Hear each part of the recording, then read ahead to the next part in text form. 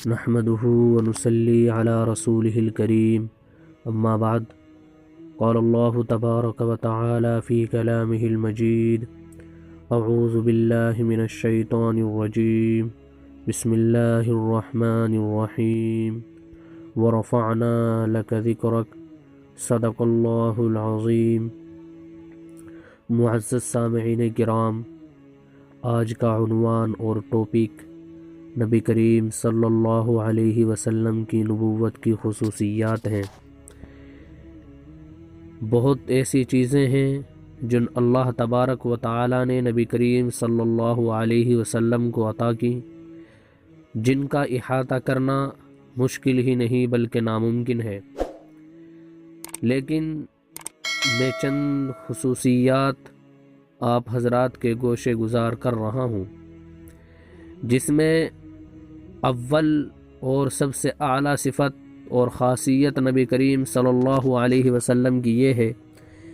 کہ آپ صلی اللہ علیہ وسلم کو خاتم النبیین بنایا گیا ہے، یعنی نبی کریم صلی اللہ علیہ وسلم آخری نبی ہیں۔ آپ کی نبوت کے بعد کوئی نبوت نہیں ہے، اب نبوت کا دروازہ بند کر دیا گیا ہے۔ ایک صحابی نے آپ صلی اللہ علیہ وسلم سے مؤدبانہ پوچھا، آپ کب سے نبی ہیں؟ تو آپ صلی اللہ علیہ وسلم نے ارشاد فرمایا، میری نبوت اس وقت بھی تھی جب ابھی حضرت آدم علیہ السلام کی مٹی اور روح کو اکٹھا نہیں کیا گیا تھا، اور آپ صلی اللہ علیہ وسلم سب مخلوق کے لیے بھیجے گئے ہیں، اور اس میں جن بھی شامل ہیں، جیسا کہ اللہ تبارک و تعالی نے ارشاد فرمایا ہے، وما ارسلناک الا کافۃ للناس بشیرا ونذیرا ولکن اکثر الناس لا یعلمون، اور ہم نے آپ صلی اللہ علیہ وسلم کو سب انسانوں کے لیے خوشخبری دینے والا اور ڈرانے والا یعنی خبردار کرنے والا ہی بنا کر بھیجا ہے، لیکن زیادہ تر لوگ نہیں جانتے۔ اور اللہ تبارک و تعالی نے یہ بھی فرمایا کہ آپ کا پیغام سب جہان والوں کے لیے ہے۔ تبارک الذی نزل الفرقان علی عبدہ لیکون للعالمین نذیرا، بڑی ہی بابرکت ہے وہ ذات جس نے اپنے بندے پر فرقان یعنی قرآن نازل کیا تاکہ وہ سب جہان والوں کے لیے ڈرانے والا اور آگاہ کرنے والا بن جائے۔ بلکہ پہلے انبیاء کے لیے بھی حکم ہے کہ اگر آپ صلی اللہ علیہ وسلم کا زمانہ پالیں تو آپ پر ایمان لائیں اور آپ کی مدد کریں۔ اور یاد کرو جب اللہ تبارک و تعالی نے تمام انبیاء سے عہد کیا تھا کہ جب میں تمہیں کتاب حکمت عطا کروں پھر تمہارے پاس وہ عظیم یعنی محمد صلی اللہ علیہ وسلم آ جائیں جو اس کتاب کی تصدیق کرتا ہو جو تمہارے پاس ہے، تو اس پر ایمان لانا ہوگا، اس کی مدد کرنی ہوگی۔ اللہ تبارک و تعالی نے فرمایا، کیا تم اقرار کرتے ہو اور اس پر میرا عہد قبول کرتے ہو؟ تو تمام لوگوں نے کہا ہم اقرار کرتے ہیں۔ اللہ تبارک و تعالی نے فرمایا، تو تم گواہ بن جاؤ اور میں بھی تمہارے ساتھ گواہ ہوں۔ پھر امتوں میں سے جو شخص اس عہد سے پھر جائے گا یعنی اس کو مانے گا نہیں، باوجود ہے کہ انبیاء تک سے عہد لیا گیا ہے، تو وہی نافرمان ہوگا۔ آپ صلی اللہ علیہ وسلم نے فرمایا کہ مجھے 5 چیزیں ایسی عطا کی گئی ہیں کہ مجھ سے پہلے کسی نبی کو نہیں دی گئی۔ ان میں سے ایک یہ ہے کہ دشمن کے دل میں 1 مہینے کی مسافت پر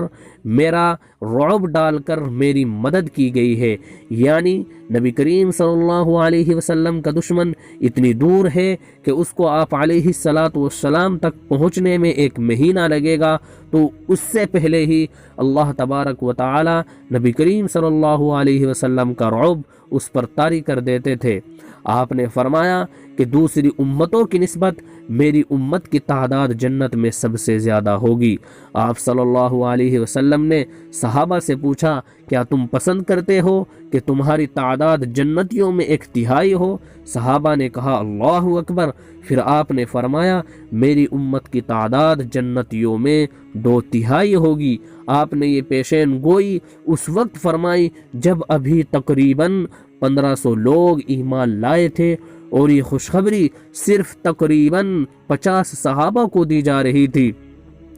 آج کل اگر دنیا میں مسلمانوں کی تعداد اور یہود و نصارہ کی تعداد کا مقابلہ کیا جائے تو یہ پیشین گوئی واضح ہو جاتی ہے۔ آپ صلی اللہ علیہ وسلم کو سب سے بڑا معجزہ یعنی قرآن کریم عطا کیا گیا، کیونکہ اس معجزے کا ہر شخص قیامت تک مشاہدہ کر سکتا ہے، جبکہ دوسرے انبیاء کے معجزے صرف اسی وقت کے لیے تھے، یعنی جب وہ نبی موجود تھا اور اس نبی کا زمانہ چل رہا تھا تبھی وہ معجزہ بھی موجود تھا اور وہ معجزہ بھی لوگ دیکھ رہے تھے۔ اللہ کے رسول صلی اللہ علیہ وسلم اس دنیا سے چلے گئے، لیکن اللہ کے رسول صلی اللہ علیہ وسلم کا معجزہ آج بھی موجود ہے اور لوگ اس سے فائدہ اٹھا رہے ہیں۔ اللہ تبارک و تعالی نے آپ صلی اللہ علیہ وسلم کو معراج عطا کر کے اپنے پاس بلایا، جبکہ حضرت موسیٰ علیہ السلام نے اللہ تعالیٰ سے کلام زمین پر کیا۔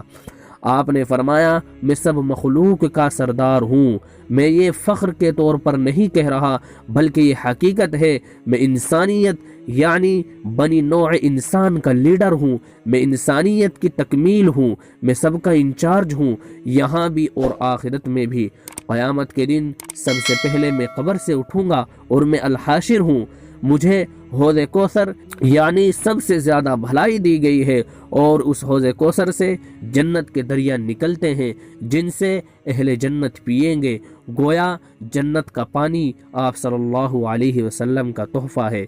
پل صراط کو سب سے پہلے آپ صلی اللہ علیہ وسلم پار کریں گے، سب سے پہلے آپ صلی اللہ علیہ وسلم جنت کا دروازہ کھٹکھٹائیں گے۔ پل صراط کو سب سے پہلے آپ صلی اللہ علیہ وسلم پار کریں گے، سب سے پہلے آپ صلی اللہ علیہ وسلم جنت کے دروازے کھٹکھٹائیں گے، اور آپ صلی اللہ علیہ وسلم کے اسم گرامی کی وجہ سے، آپ کے مبارک نام کی وجہ سے جنت کے دروازے کھولے جائیں گے۔ اور جب حضرت آدم علیہ السلام نے جنت چھوڑی ہے، اس کے بعد آپ صلی اللہ علیہ وسلم پہلے انسان ہوں گے جو جنت میں داخل ہوں گے۔ آپ صلی اللہ علیہ وسلم کی امت سب امتوں سے پہلے جنت میں داخل ہوگی، گو وہ سب سے آخری امت ہے۔ یہ اعزاز ان کو آپ صلی اللہ علیہ وسلم کے امتی ہونے کی وجہ سے ملے گا۔ آپ صلی اللہ علیہ وسلم کو جنت کا سب سے اعلیٰ مقام یعنی الفضیلہ ملے گا۔ آپ صلی اللہ علیہ وسلم نے فرمایا کہ میں جنت میں ایک سب سے اعلیٰ درجے کا امیدوار ہوں، جس میں اللہ تبارک و تعالی صرف اور صرف ایک بندے کو رکھیں گے۔ آپ نے کسرے نفسی سے کام لیتے ہوئے اور عاجزی سے کام لیتے ہوئے فرمایا کہ امید کرتا ہوں کہ اللہ تبارک و تعالی وہ درجہ یعنی الفضیلہ مجھے عطا فرمائیں گے، اور ہم ہر اذان کے بعد آپ صلی اللہ علیہ وسلم کے لیے اس کی دعا بھی کرتے ہیں۔ اللہ تبارک و تعالی نے سورہ آل عمران میں ارشاد فرمایا ہے، یقیناً اللہ تبارک و تعالی نے مومنوں پر احسان فرمایا کہ انہی میں سے ایک عظیم رسول بھیجا یعنی محمد صلی اللہ علیہ وسلم کو بھیجا، اور انہیں اس کی آیات پڑھ کر سناتا ہے، یعنی اللہ تبارک و تعالی کی آیات پڑھ کر سناتا ہے، اللہ تبارک و تعالی کی باتیں سناتا ہے اور انہیں پاک کرتا ہے اور انہیں کتاب و حکمت سکھاتا ہے، اور یقیناً اس سے پہلے وہ کھلی گمراہی میں تھے۔ تو یہ چند خصوصیات جو میرے ذہن میں آئی وہ میں نے بیان کر دی، ورنہ اللہ کے رسول صلی اللہ علیہ وسلم اتنی صفات کے اور اتنی خصوصیات کے حامل ہیں کہ ان کو بیان کرنا بہت مشکل ہے۔ میرے محترم دوستو، مجھے امید ہے کہ آپ حضرات کو یہ ویڈیو پسند آئی ہوگی۔ اگر پسند آئی ہے تو اس کو شیئر کرنا نہ بھولیں۔ آج کے لیے اتنا ہی، وآخر دعوانا الحمدللہ رب العالمین۔